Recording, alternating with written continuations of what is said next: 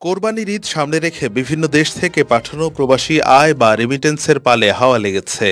একই সাথে ডলারের দাম বৃদ্ধি পাওয়ায় বেড়েছে রেমিটেন্স প্রবাহ। ইতিমধ্যে প্রবাসী আয় 4 বছরের মধ্যে সর্বোচ্চ সংখ্যার রেকর্ড করেছে। ডলার সংকটের কারণে ধারাবাহিকভাবে দেশে কমছে বৈদেশিক মুদ্রার রিজার্ভ।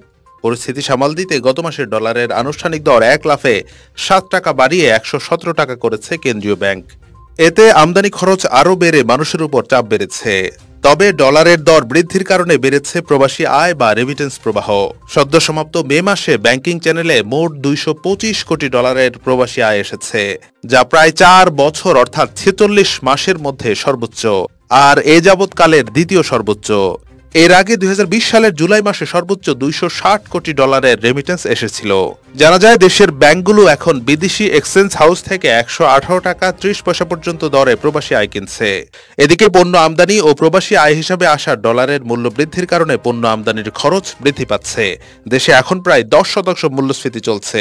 তখন আমদানি ব্যয় বাড়তে থাকায় তা মানুষকে আরও চাপে ফেলবে বলে মনে করা হচ্ছে। বাংলাদেশ ব্যাংকের তথ্য অনুযায়ী সব মিলিয়ে চলতি অর্থ বছরের প্রথম 11 মাসে 2137 কোটি ডলারের প্রবাসী আয় এসেছে, যা গত অর্থ বছরের একই সময়ের চেয়ে 10% বেশি। সেবার পুরো অর্থ বছরে এসেছিল 2161 কোটি ডলার। এক মাস বাকি থাকতেই আগের অর্থ বছরের প্রায় সমান প্রবাসী আয় এসেছে এবছর। গত এপ্রিলে প্রবাসীরা ব্যাংকিং চ্যানেলে 204 কোটি ডলার পাঠিয়েছেন, যা আগের বছরের একই মাসে ছিল 169 কোটি ডলার।